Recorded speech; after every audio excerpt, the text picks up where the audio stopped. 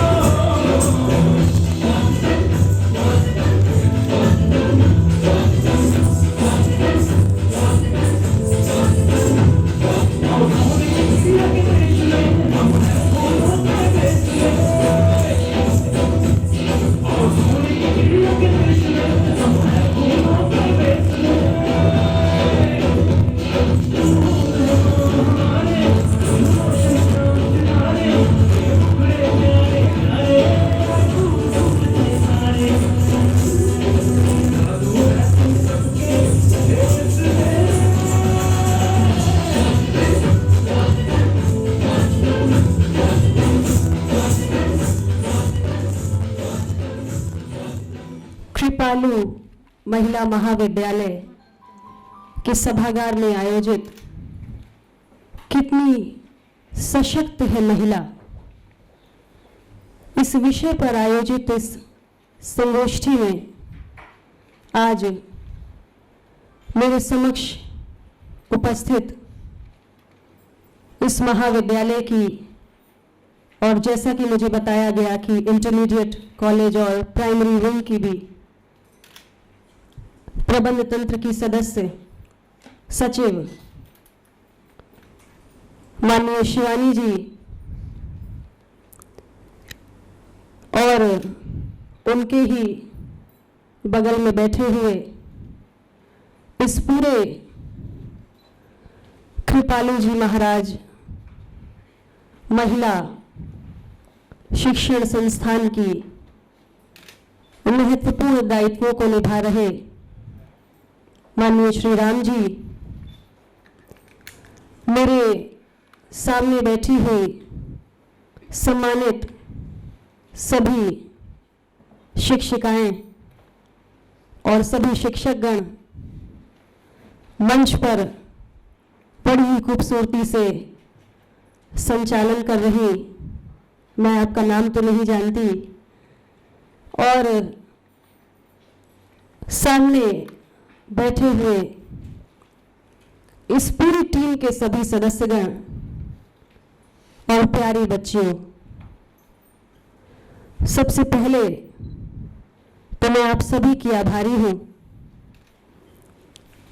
मैं एक अंग्रेजी की कहावत से शुरुआत करूंगी, क्योंकि बात यहां एक महिला कितनी सशक्त है इस बात की है। मैंने बहुत पहले कहीं एक कहावत पढ़ी थी, A woman is like a tea bag. You never know how strong she is until you put her in hot water. मतलब एक महिला, एक लड़की, एक औरत चाय की पत्ती की उस छोटी सी थैली के जैसी होती है, जो कितनी कड़क है। इस बात का एहसास हमें सिर्फ तब होता है जब हम उसको खौलते हुए पानी की प्याली में डालते हैं। अब आप बताएंगे कि आपने इस बात का एहसास किया है या नहीं। जब आप किसी टी बैग को उठाते हैं तो आपको नहीं पता होता है कि ये कितना कड़क होगा, चाय का स्वाद कितना अच्छा होगा, लेकिन जब आप उसको डिप करते हैं खौलते हुए गर्म पानी में चाय तैयार करने के लिए, तब वो अपने स्वाद, अपनी ताकत का एहसास दिलाता है। ठीक उसी तरीके से एक लड़की, एक औरत, एक महिला का चरित्र होता है। महिलाओं का सशक्तिकरण, women liberation, women emancipation, women empowerment, बहुत बड़े शब्द हैं जिनके बहुत गहरे अर्थ हैं। ये जिम्मेदारी सामूहिक भी है और व्यक्तिगत भी। सामूहिक रूप से हम कह सकते हैं कि समाज की जिम्मेदारी है, कानून की जिम्मेदारी है, राजनेताओं की जिम्मेदारी है, समाज सेवियों की जिम्मेदारी है, लेकिन व्यक्तिगत रूप से ये हम औरतों की जिम्मेदारी है। अपने अस्तित्व, अपनी ताकत, अपने सशक्तिकरण के लिए लड़ना हमारी भी जिम्मेदारी है। ये व्यक्तिगत जिम्मेदारी लेने की पहली कड़ी मैंने आपको बता दी। Don't stand up against men, you have to stand beside them। दूसरी बात, आपको अपने अस्तित्व से प्रेम करना और उसे स्वीकार करना सीखना है।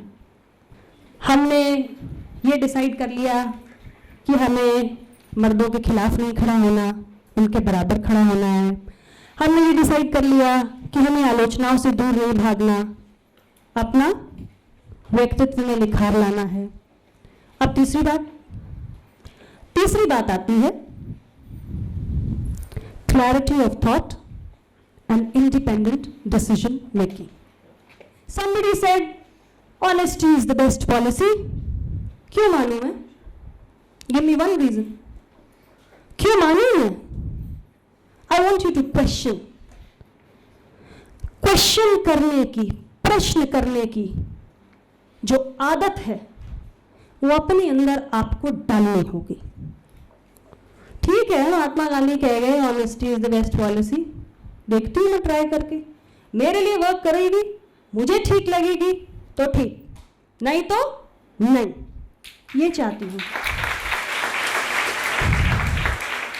पहले आपको अपने आप को स्वीकार करना होगा, उसके बाद आप दुनिया से उम्मीद कर सकते हैं कि वो आपको स्वीकार करे।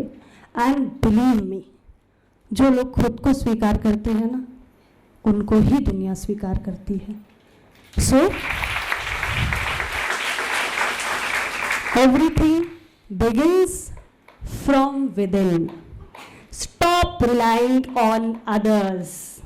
हमें दूसरों पे रिलाय नहीं करना। कानून अपना काम करेगा, नेता अपनी नेतागिरी करेंगे, समाज सेवी सेवा करेंगे, जिसको जो करना है वो करेगा। मैं वो करूंगी जो मुझे करना है। I will do what I should be doing. And from today onwards, I take an oath that I will begin this journey of self-discovery and self-acceptance and self-love. That is all I wanted to say. Thank you so much. I loved being here. और मुझे खुशी होगी कि आप मेरी बातों को एक बार घर जाके सोचिएगा ज़रूर। बहुत बहुत शुक्रिया। ये पूछना चाहती हूँ कि महिलाओं को राजनीति या किसी भी क्षेत्र में आने के लिए क्या आरक्षण ही एकमात्र विकल्प है? अगर आप आरक्षण की बात करेंगे तो उस पर बहस बहुत लंबी होगी, लेकिन मैं ये ज़रूर जानती हूँ कि चाहे आरक्षण हो या चाहे आरक्षण ना हो, as a woman you need strength. जब तक वो स्ट्रेंथ नहीं है तब तक तो कोई भी तरीका वर्क नहीं करता।